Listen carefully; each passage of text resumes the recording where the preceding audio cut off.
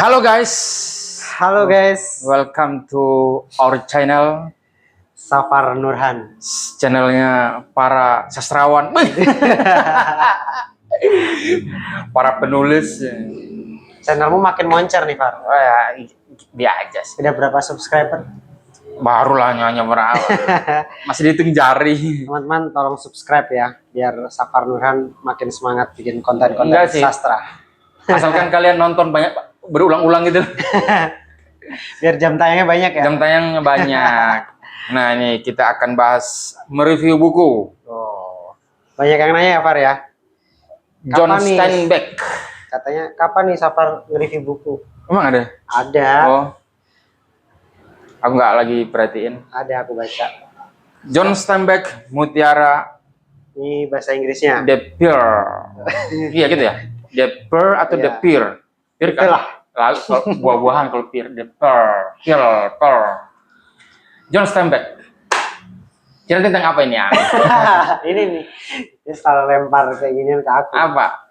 Ceritanya tentang keluarga nelayan miskin yang mereka saking miskinnya itu mereka Kasih. sampan aja tuh warisan, Pak. Sampan itu warisan. Tiga Generasi kalau nggak salah ya. generasi. Generasi pertama sudah rusak. Harusnya ya. Sudah rusak. Kalau dari pengalamanmu rusak itu. itu rusak. Nggak Nggak mungkin. rusak. Mentok itu di anaknya, bapaknya si Kino itu. Nah mungkin kan udah ditambal. Nggak kuat. Nggak kuat. Nggak kuat. Tapi Nggak di kuat. cerita itu kalau nggak salah itu sampan keturunan. itu warisan dari kakeknya. Iya, warisan dari kakeknya. Nah, Kecuali kakeknya ini, warisan ini maksudnya dia baru beli, langsung diwariskan ke anaknya, terus anaknya wariskan langsung ke Kino. Itu mungkin. Tapi kalau macam dia pakai dulu si kakeknya pakai dulu bertahun-tahun, baru meninggal si kakeknya baru ke anaknya, terus si anaknya baru ke Kino. Itu kayaknya nggak mungkin. Umur kayu nggak sekuat itu. Mungkin kayunya bagus kali, Far. Sebagus-bagusnya nggak. Oke lah, nggak penting itu. Si John Steinbeck dia nggak paham berarti. Nggak paham ya? Nggak paham. Oke. Sehari-hari mereka bekerja sebagai nelayan. Tokoh Utamanya itu namanya Kino. Istrinya namanya Juana. Anaknya dan mereka punya anak bayi namanya Citoto. Coyotito. Nah, anaknya ini masih bayi ya, Far ya? Masih bayi. Masih bayi. Suatu hari anaknya ini sakit panas digigit kalajengking. Nah, saking miskinnya masyarakat nelayan di sana, Far, mereka tuh kalau berobat belum ke dokter, ya kan? Cuma pengobatan tradisional. Iya, dan mereka kalau ke dokternya pasti memikirkan uang. Sedangkan mereka itu nggak punya uang. Miskin. Dan terus yang nggak punya uang miskin gitu loh. Nggak punya uang. Poor society. Ke dokter lah. Sampai akhirnya mereka udah ketemu dokter karena nggak punya uang ditolak ya. Ditolak. Mereka lah pulang kembali. Akhirnya si Coyonito itu diobati secara tradisional oleh Juana. Tapi pada saat siapa si Coyotito ini dibawa di rumahnya si dokter. Sebenarnya si Kino ini membawa satu mutiara. Belum. Kerang. Beberapa kerang lah. Untuk jaminan bahwa bisalah yang digunakan untuk membayar pengobatannya si Coyotito. Ternyata nggak diterima. Ditolak. Langsunglah pergi mereka. Singkat cerita mereka Coyotitonya udah mulai sembuh. Belum sembuh sebenarnya itu. Belum sembuh, tapi mereka ajak melaut. Nelayan itu pergi melaut. Kino dan kamu bayangkan nggak mereka maksudnya kamu bayangkan nggak bagaimana Kino dan istrinya dan anaknya itu pergi melaut. Kan biasanya mungkin Sampan kecil aja.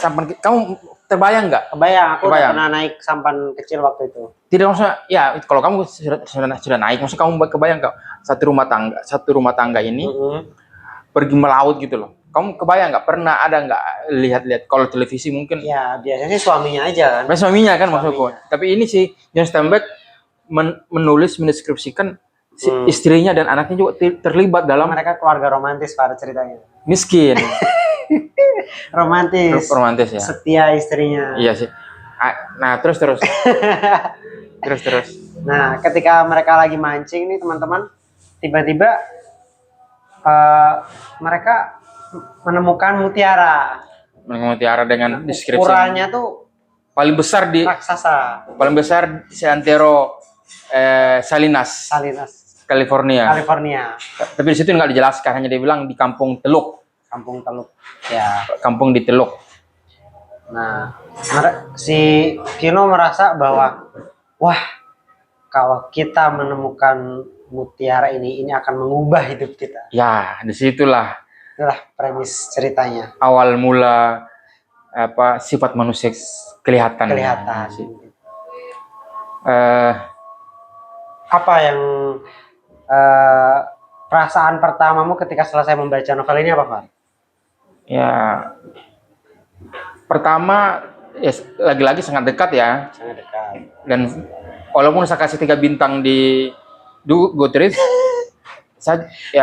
aku cukup menikmati, cukup dekat.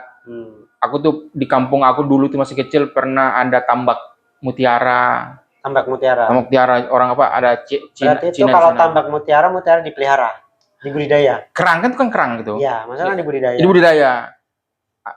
Kerangnya baru diambil, dibelah, ya. Terus dia kan hidup di kayak daging-dagingnya si isi kerang itu. Iya. Di situ mereka ambil. Nah, itu budidaya itu kalau dibilang dia di kampungnya Teluk, nah itu kalau di kami itu di masa kecil aku itu dia juga tempatnya budidayanya di Teluk. Tapi kalau nelayan di kampung itu sama juga ngambilnya, tapi bukan komunitas yang ya mujur-mujur lah kalau itu. Tapi itu selalu menghasilkan mutiara nggak? Di mana? Kampungku? Bukan penghasil utama, tapi ada tapi ada. Ada ya. Ya, tapi bukan penghasil utama. Soalnya langka memang. Langka, ya. Mahal. Kayak taripang gitu. Kalau ini benar-benar nemu mutiara ya, Far ya? Nah, setahu aku, dia kan, nah ini aneh. Aneh gimana? Dia lupa gimana ya? Dia kayak nyerok bukan sih? Pakai serok enggak, iya dia lihat kerang ini besar apa semua, terus dia suruh istrinya si Joanna buka.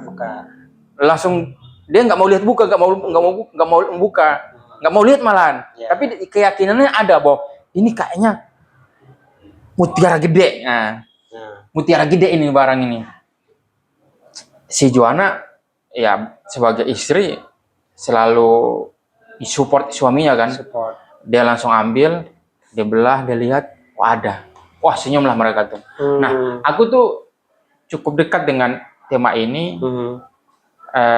Tidak mengglorifikasi bagaimana itu laut itu kan. Iya. Mereka sisi kemanusiaan yang ditonjolkan gitu ya.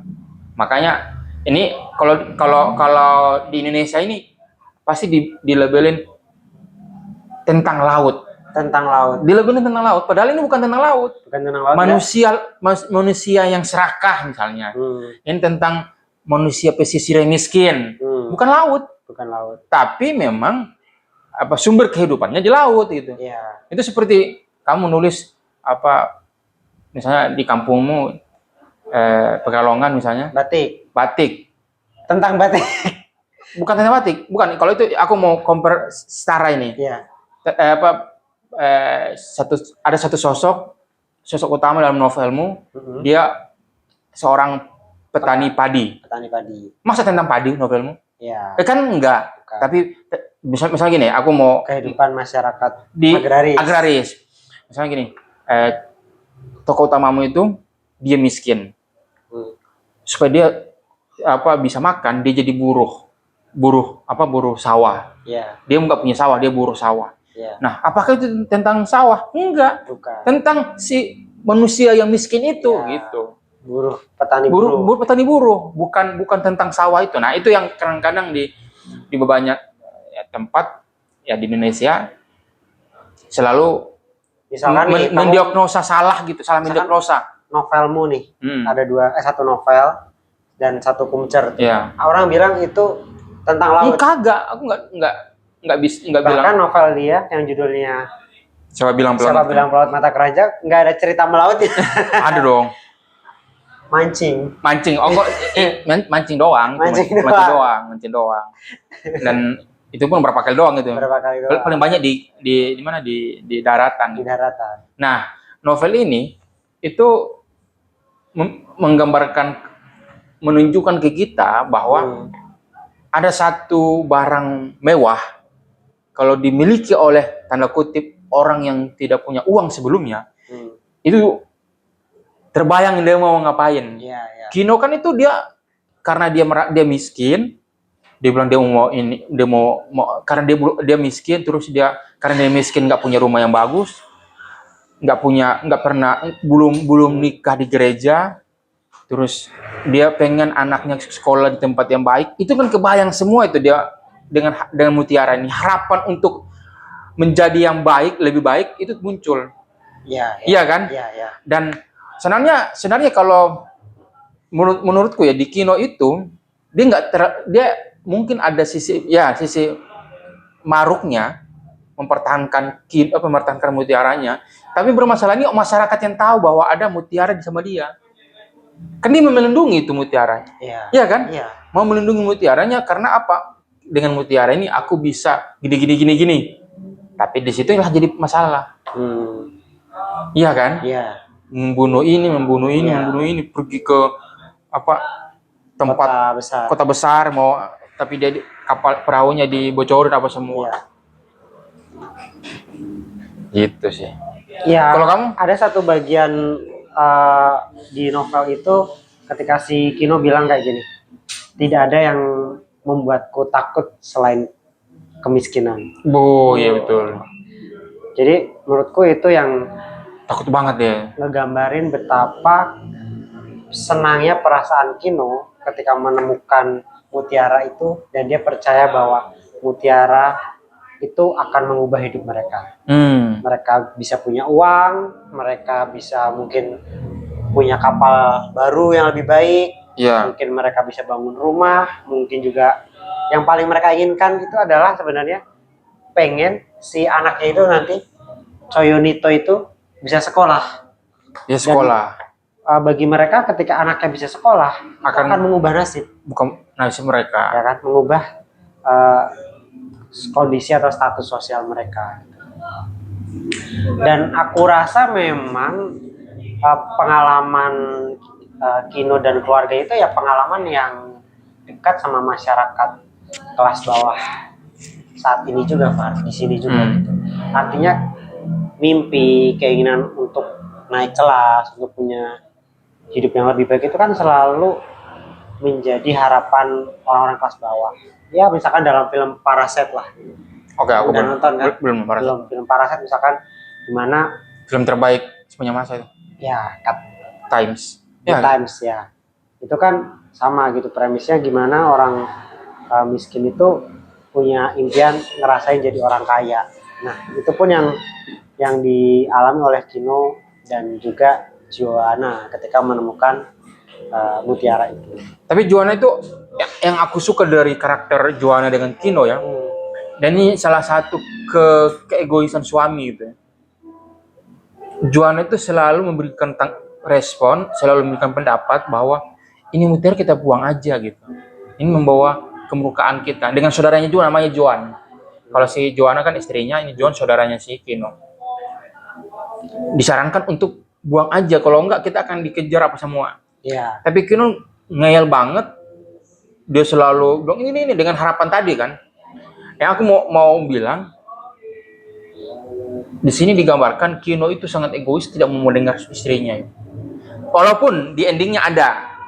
Di endingnya pada akhirnya dia mendengar saran istrinya setelah Ya, melewati setelah banyak yang menyakitkan itu. setelah banyak hal-hal yang menyakitkan.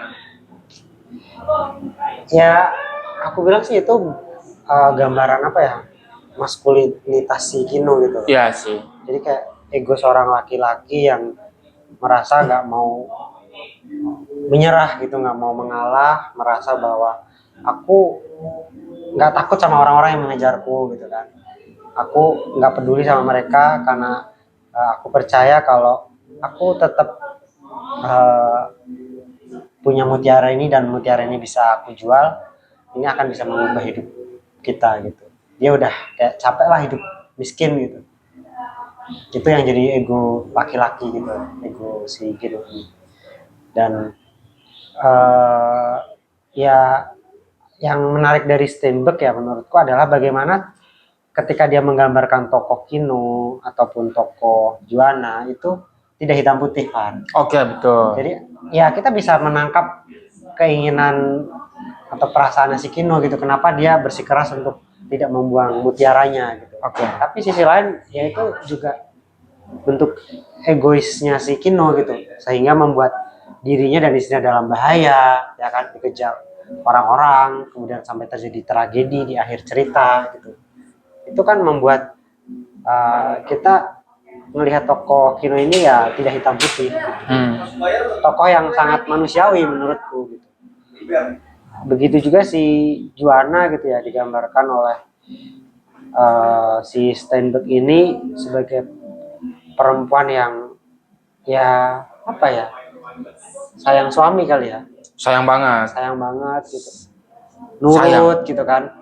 Dia sempat udah kita pisah aja nih gitu kan, tapi si Juana tidak, aku ingin tetap bersamamu apapun yang terjadi. Oh, ada itu. Kira-kira gitu kan. Oh, Yang waktu dia dikejar suruh mencar. Oh ya, kan? itu untuk mencar ya. Ya kan, kita pisah aja, mereka biar mengejarku, biar kamu Kira aman. bisa artian bisa cerai gitu, divorce itu.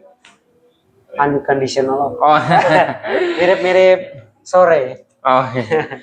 Ya, yang aku suka dari aku nulis novel yang Siapa Bilang Perang Keranjang itu kan karena baca Dataran Tortilla, baca Mouse and Man ya. Mice and Men nih. Of Mice and Men. Ya. Terus ada satu yang tebal itu yang jadi dua series. Aku lupa lagi, ya aku ngerti. Itu, tapi aku udah lupa juga. Tapi bagus cara menjelaskannya itu. Wah. As Eden. As Eden ya. Is Eden. Is Eden. Is Eden. Itu bagus banget. Dan ya nggak tahu yang kamu kasih ke aku itu belum aku baca. Tapi memang Steinbeck itu kan disuka oleh Pram juga kan. Gini, mereka tuh kalau si Steinbeck menggambarkan menggambarkan sesuatu itu detail, tapi tidak bosan. Tidak membosankan karena pas dia mungkin sudah mulai membosankan, dia selipkan dengan satu percakapan kecil, percakapan pendek. Habis itu dia masuk lagi ke deskripsi. Itu yang maksudnya ada orang yang menulis novelnya secara pendek, dia membuat deskripsi. Ini maksudnya apa sih gitu? Oh, jadi deskripsi itu tidak penting dalam cerita? Penting tapi nggak jelas. Nggak jelas. Mungkin penting deskripsinya, tapi tidak. Ini maunya apa? Maksudmu apa ini deskripsimu? Dan biasanya kan seharusnya deskripsi itu harus mengarahkan cerita, menjalankan cerita, alurnya jelas. Yeah. Jangan ini kok tiba-tiba berhenti di sini gitu. Ini ceritanya gimana sih? Nah, ada kayak gitu. Nah, si John Steinbeck membuat deskripsi itu dia mengarahkan cerita sehingga berjalan gitu loh. Lu kegambar nggak sih latar masyarakat pesisirnya, rumahnya? Tergambar. Aku mau tanya, kamu tergambar nggak dengan kondisi rumah? Kondisi rumahnya? Ya, rumah. Si Kino dengan Juana. Rumahnya itu kayak gubuk gitu nggak sih? Terus? Kayak gubuk, terus ya ada beberapa perabot, tapi itu kayaknya cuma sepetak atau 2 petak gitu loh. Oh. Bayanganku sih kayak gitu. Dan lantainya tanah. Betul. Dan itu begitu. aku tuh di kampung kelahiranku itu namanya Pasir Bebe itu untuk 20 tahun terakhir kayaknya ya, aku masih ingat banget itu sudah tidak ada seperti itu. Rumah seperti itu udah nggak ada. Tidak ada. Jadi Udah tembok. tidak papan sih. Papan, tapi bawahnya udah semen. Kayu, lantai. Lantai. Nah, kenapa seperti itu? Karena rumah kami itu pantai kami apa nih? Tanahnya itu bukan bener.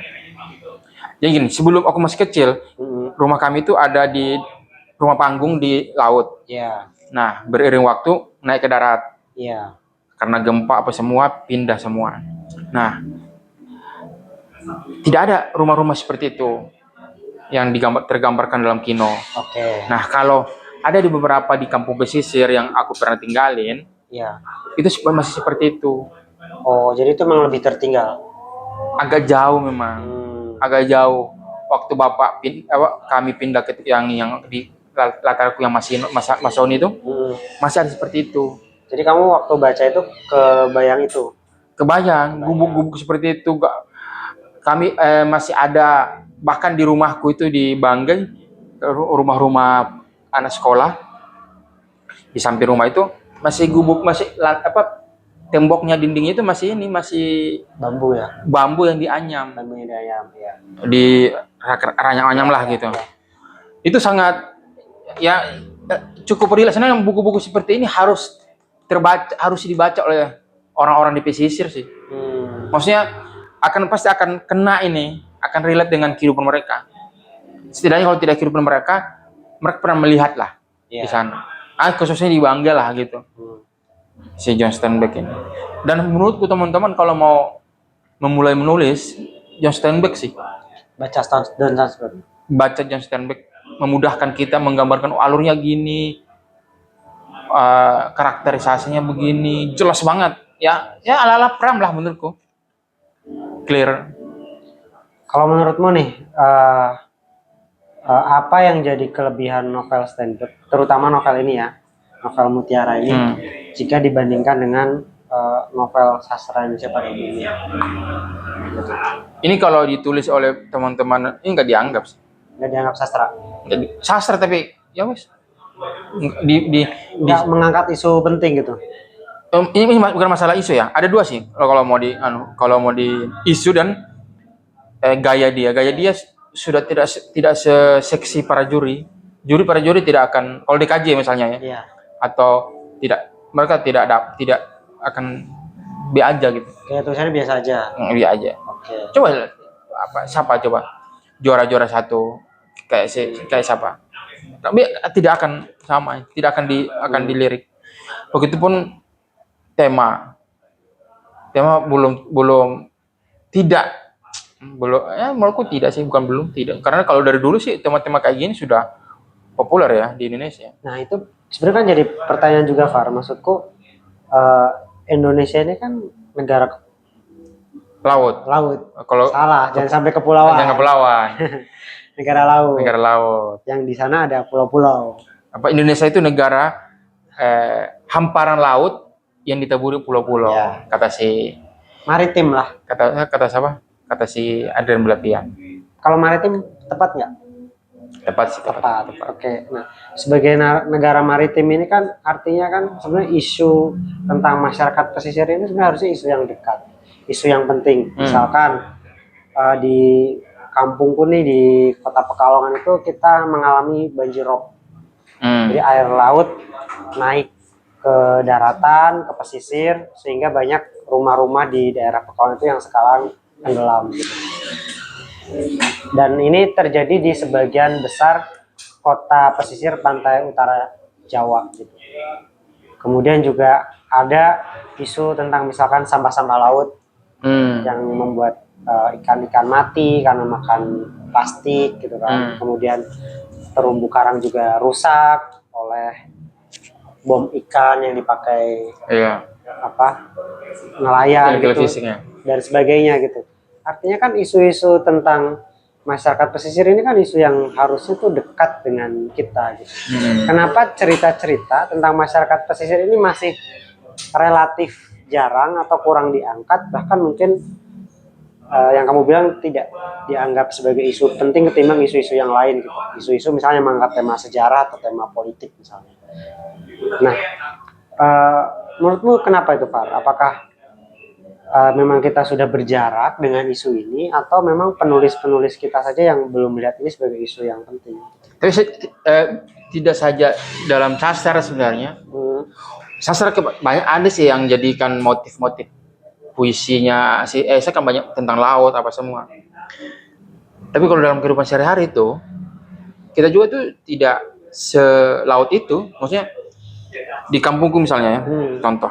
Ini kampungku namanya PSBB, di depan namanya Kokes. Ya. Secara topografi geografisnya persis sama. Ini depan pantai, ini di pantai. Tapi mencari uang, mencari penghasilan sumber kehidupan, kampungku itu carinya di laut. Kokes ini hanya paling 1% yang pergi melaut. Itu pun kayak bukan jadi penghasilan, tapi hanya kayak hiburan gitu loh. Tapi kebanyakan mereka bertani, bikin nanam ubi, panjat kelapa, punya pohon kelapa, punya kebun cengkeh. Sedangkan kampungku itu sumber kehidupannya dari laut. Nah, ini yang aku bilang bahwa bahkan dekat hanya ini rumah, ini pantai, nyelup kaki, udah. Itu pantai dengan laut dengan rumah. Tapi sumber kehidupannya bukan dari laut. Jadi artinya yang dibilang dalam pidatonya Hilman Farid membumi laut ya. Iya. Dan itu jadinya si Jokowi 2014 kan. Itu memang sudah atau tulisannya novelnya si Pramudia Anantatur yang Arus Balik itu salah satu mengkritik bagaimana Nusantara itu sudah tidak lagi menatap lautan atau samudra, tapi sudah naik ke daratan. Itu sudah terjadi bertahun-tahun, ratusan tahun. Jadi kita tidak memang kita kepulauan, kelautan, maritim, tapi tidak laut itu. Kita udah jadi masyarakat darat ya. Masyarakat darat. Itu karena memang secara ekonomi gitu, memang tidak punya penghasilan yang baik dari laut itu. Karena laut itu tidak pasti, Ayang. Kita kan butuh kepastian ini. Besok orang di kampung itu ya mancing. Ya. Hari ini dia uangnya habis hari ini juga. Besok baru mancing lagi. Hidup untuk hari ini. Itu ibuku kadang-kadang lihat kan sepupuku banyak itu yang dapat uang 300.000 misalnya. Habis dalam hari itu. Karena salah satu pendidikan keuangan ya, literasi keuangan. Tapi dalam artian terlepas dari pendidikan keuangan itu, penghasilan dari laut itu tidak menentu. Tidak menentu. Besok belum pasti cuaca bagus, angin bagus, dan pas kita walaupun bagus, angin bagus, laut bagus, belum tentu ikan ada. Itu banyak faktor. Dan itu yang membuat orang tidak mau melaut. Orang di kampung nih misalnya. Mereka cita-citanya jadi pelaut apa jadi PNS? PNS lah. Itu semua umat itu di Indonesia. Kalau macam kamu di agraris, jelas itu loh ladangmu itu loh. Ya, kita juga meninggalkan ladang sih. Ya, maksudnya gini, ya itu karena kamu ke kota ya. Enggak semua juga di sana. Biar sana. Sama. Siapa yang mau sekarang jadi petani? Aku bukan itu yang aku mau bilang. Maksudnya jelas itu loh, ada tanahnya. Bisa diolah.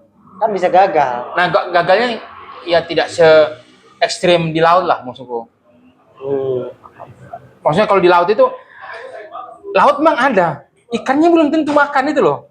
Belum tentu makan umpan kita. Atau bisa jadi itu tadi yang aku bilang isu lingkungan ya, perubahan iklim, ikan-ikan juga mungkin tidak sebanyak dulu akhirnya, sehingga hasil tangkapan ikan itu pun jadi lebih sedikit daripada dulu. Ya, dan semakin jauh Semakin jauh untuk mancing ikan. mancingnya harus pergi berkilo-kilo mil kayak gitu, butuh bensin solar yang banyak. Dulu kan di belakang kampung sudah bisa dapat ikan. Tapi kan itu kalau diangkat jadi cerita justru menarik, Far. Lah memang lah itu ceritaku kan. Angkatlah, Taman Nurhan nulis tentang isu-isu laut. Isu-isu masyarakat pesisir. Gitu ya. Nah gitu. Belum lama itu aku baca satu tulisan di Mogbay ya, Mogbay. Oh, Mobile ya. Mogbay ya. Ya, Mobile. Salah satu situs jurnalistik lah ya. Jurnal apa? Lingkungan. Lingkungan itu Environmental. di Banten. Di situ liputan tentang masyarakat pesisir, yaitu petani cumi-cumi kalau nggak salah ya. Yang Petani, nelayan cumi-cumi. ya disebut itu petani apa nelayan ya? Ya, nelayan cumi-cumi lah. Mereka itu sekarang kesusahan dapat cumi-cumi karena tadi perubahan iklim, kemudian kerusakan ekosistem laut, pohon bakau pada hancur dan sebagainya. Itu yang membuat mereka kesulitan mendapatkan cumi tadi, dan juga kesulitan juga untuk menjualnya gitu. Oke, lanjut. Tadi apa tadi? Jadi mereka kesulitan yang pertama itu untuk mendapatkan cumi-cuminya karena laut yang rusak itu, dan juga kesulitan untuk menjualnya. Gitu. Karena ekosistemnya sudah rusak, terus pengadah ya, pembeli itu sudah nggak ada gitu. Tengkulak. Jadi kan kalau kayak gitu ada tengkulaknya, nanti dia yang akan kirim ikan-ikan atau cumi itu ke misalkan ke Jakarta, ke restoran-restoran. Gitu. Masyarakat di pesisir miskin. Kalangan menengah itu hanya itu tengkulak itu. Ya. Dan balik ke cerita mutiara tadi.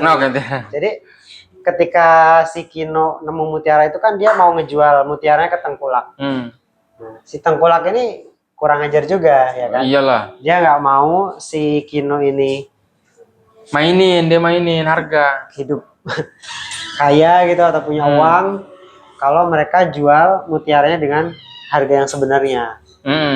Dan mereka beranggapan ya si Kuno ini kan orang miskin, nggak berpendidikan, bisa lah kita akalin, beli aja harga murah gitu.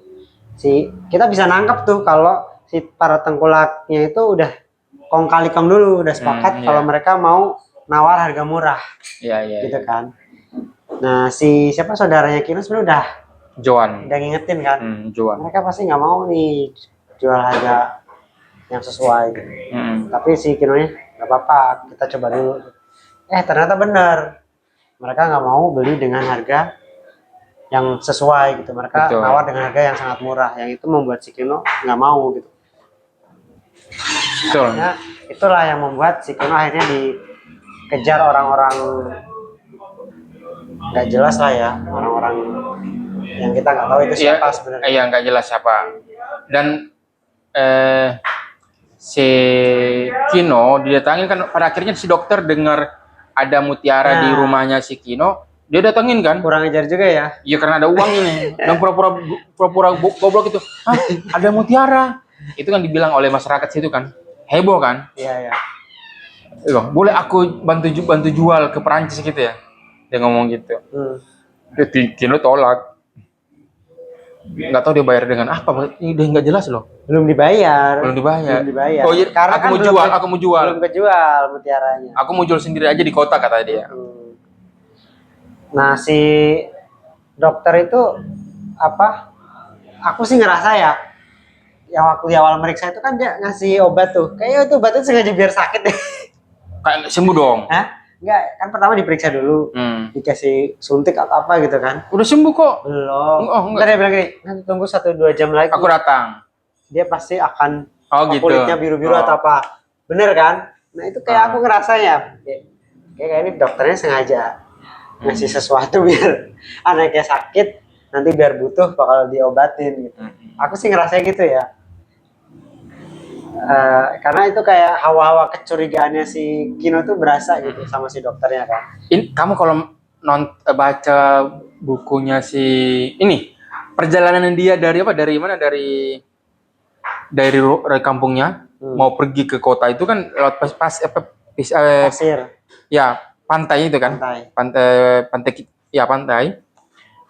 Itu aku ingat novelnya si kamu tahu novel yang dia orang Jepang tapi lahir di Inggris. Kazuo Ishiguro ya. Iya. Novelnya yang mana ya? Itu kisahnya perjalanan. Itu aku ingat novel itu pas nulis pas baca ini. Di bagian perjalanan dia mau pergi ke mana? Ke kota itu. Lah ya. Aku suka tuh. Formatnya yang mirip-mirip lah gitu. Perjalanan gitu. Traveling. Traveling ya istilahnya. Ya perjalanan. Aku juga yang kayak yang serunya juga tuh yang waktu bagian diceritakan tetangganya datang. Masyarakat itu pada kepo, pada heboh. Si Kuno dapat mutiara gitu, kayak aku bisa ngebayangin tuh di kampungku kalau ada satu orang tiba-tiba nemu sesuatu yang wah ramai itu sekampung gitu kan. Iya. Kamu membayangkan itu? Membayangkan itu. Tapi kamu di kampungmu sendiri nih, membayangkan gitu nggak? Ya di kampungku kalau ada satu berita heboh, semua telinga dengar. Oke. Sama lah ya. Sama kan, makanya tuh lo kok relate sama kayak Mas di sini gitu. Nah, kalau menurutmu dari novel yang lain, kamu ini salah satu yang kamu suka atau masih bagus yang lain, Pak? Bagus sih. Aku suka. Datang Totila juga bagus. Itu tadi yang aku bilang apa yang apa tadi yang Is Eden juga aku suka. Ya sesungguhnya sebenarnya itu kan keluarga ya. Dia menciptakan keluarga sebenarnya buku-bukunya si John Steinbeck ini kan. Walaupun kalau Datang Totila kan pertemanan ya. Dan tidak lepas juga dari kemiskinan gitu ya. Apa kelas sosialnya muncul. Intinya yang aku mau intinya si John Steinbeck itu karakterisasinya jelas, deskripsinya jelas, percakapannya clear, tidak bertele-tele dan skopnya udah pas gitu loh. Terus bahkan novel panjang pun itu tidak membosankan. Tidak membosankan. Cara dia ya mungkin ala ya kalau macam mau Pram itu sangat mengikuti John Steinbeck. Cara dia menggambarkan itu. Tapi lagi-lagi tidak, kalau di Indonesia itu tidak semenarik itu sih. Novel Indonesia. Masa pembaca Indonesia pada akhirnya kan? Oh, baca Indonesia. Karena mereka sudah terkreat dengan bahwa tema yang menarik, tema seperti ini, cara menuliskannya harus seperti ini. Soalnya seperti itu. Tapi menurutku kalau macam ini misalnya, kamu menulis seperti ini, kan terbaca istilahnya kan? Terbaca. Menurutku mestinya populer yang kayak gini ya, mestinya ya. Ya kalau macam lomba, ya kayaknya nggak terima saya. Nggak diterima. Nggak apa. Kita santai-santai aja. Maksudnya, ya nggak apa-apa. Apaan? Ada di dalam kayaknya, Mbak. Di belakang. Iya. Iya, di dalam. Jadi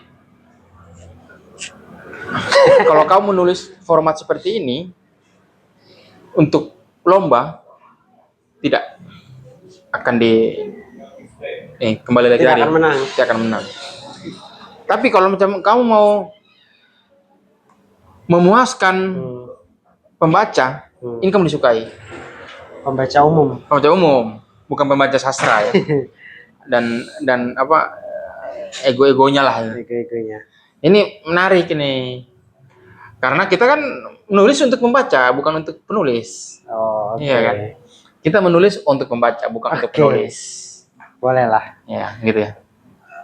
Kalau dari aku nih, Far, Eh, satu hal yang aku rasakan dari novel-novel Steinbeck ya, khususnya yang ini itu adalah dia punya sebuah premis cerita yang jelas. Jelas ya. Jadi premisnya sederhana aja. Keluarga nelayan Miskin, miskin, dapat hidup mutiara, hidup dengan segala Susah. kekurangan, punya anak, sakit-sakitan, dapat mutiara. nggak bisa berobat, Ya, dapat sampai mutiara. akhirnya dapat mutiara yang Udah. mereka anggap dapat mengubah hidup mereka lebih Udah, baik. itu premisnya. Jelas. Tapi kemudian disitulah konfliknya.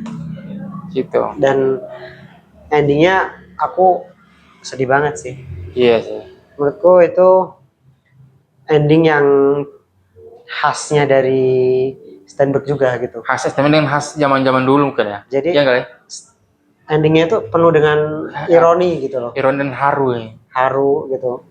Iya Tapi nggak sih? kita jadi kayak sedih tapi Iya, itu jalan terbaik gitu. miris gitu. Itu Kenapa apa? mereka harus mengalami hal itu gitu loh, Far. Cerita Kino dan apa Joanna gitu, kemudian Cio kalau Tito.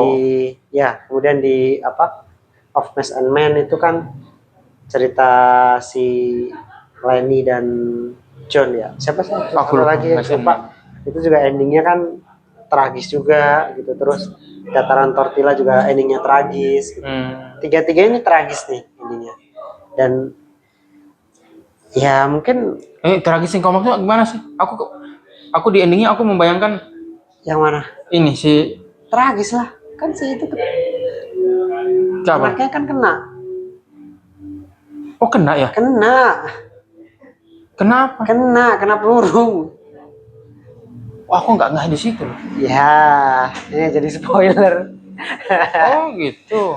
Iya, Aku yang bagian endingnya itu aku ingat mutiaranya dibuang. belum, kan mereka lagi ngumpet di goa tuh, tebing-tebing gitu. Iya. Ya kan, pas lagi si Oh iya. Kinonya mau ngebunuh, Nangis bayinya. Yo, iya, Dengarlah suara tangis, langsung Oh, lah iya, tuh iya. senapan meluncur. Iya. Wah, kamu berarti nggak dapet momen itunya ya? Aku nangis itu kirain gini, yang aku bayangkan itu yang di bagian itu dia nangis Iya. karena pada saat itu nangis Iya. dan si Joanna tidak bisa menenangkan. Di sebelah bukit Iya. si siapa? Si Kino itu berusaha bagaimana mereka ini tidak pergi ke tempatnya si Joanna. Si Kino akhirnya membunuh semua yang ada di situ. Jadi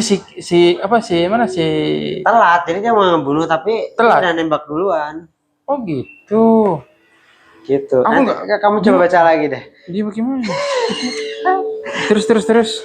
Ya itu, makanya aku bilang ending itu tragis. Oh iya nih, Kino dan Joanna dia tidak menyebut anaknya ya. Itu kan cara bercerita aja, nggak secara tersurat gitu. Nah, terus cerita. Ya itu sih, maksudnya kadang-kadang kita nggak selalu menemukan sebuah novel di Indonesia gitu yang ditulis oleh penulis Indonesia yang punya premis atau alur yang bisa diikuti kita sebagai pembaca gitu.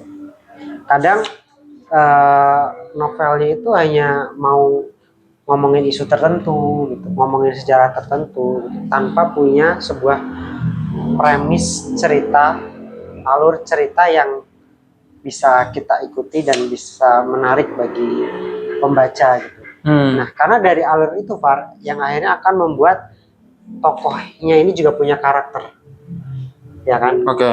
Kita mengenal Kino awal sebagai nelayan miskin yang membuat kita bersimpati dengan dia gitu. Kita mengenal sosok Joanna yang ibu yang perhatian dengan suami, sayang dengan anak, merawat bayinya dengan baik gitu. Itu bisa kita rasakan di awal cerita gitu. Tapi kemudian seiring berjalannya cerita, mereka menemukan mutiara dan mereka harus dikejar-kejar orang misterius yang ingin mendapatkan mutiara tersebut, kita bisa merasakan karakter atau watak asli dari si Kino itu sendiri gitu. Betul. Bagaimana dia egois, bagaimana dia mempertahankan keinginannya untuk tidak membuang mutiaranya gitu. Dan sampai pada titik yang paling manusiawi gitu ya, ketika si Kino itu merasa mutiara ini adalah sesuatu yang sangat berharga buat dia, Oh iya. sesuatu yang dapat mengubah hidup dia, membuat dia kehilangan sesuatu yang paling berharga dari hidup dia, yaitu anaknya sendiri. Betul. Ini aku baru di permukaan itu dia juga melihat coyote itu terbaring di lantai ceruk dengan kepala tertembak. Iya. Kamu baca hampir tidur nanti nih. Aku nggak ngeh di kalimat yang ini nih, nggak kan. Oke. Aku yang ingat itu yang ini, yang dia buang. Dia buang itu mutiara lain-lain Ya turun itu ke. buat apa, Far? Anaknya udah mati ya buat apa lagi? Tidak, kau saja. Udah gak berguna itu mutiara.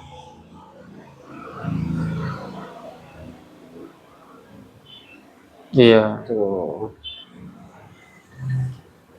Teman-teman bisa baca ini, bisa. Mestinya sih ini kalau diterbitkan siapa, Far? Mutiara ini kakak tua. Kakak tua ya. Kalau ini bahasa Inggrisnya ini Penguin. Ya. Dulu aku beli di Kino ya, tapi sekarang Kinokuniya. Tahu, mungkin cari aja di marketplace masih ada juga. Oke. Sampai jumpa di review buku berikutnya. Oke. Kata-kata terakhir ada nggak? Udah tadi kata-kata. Tidak ada hal yang lebih menakutkan selain kemiskinan. Canggih.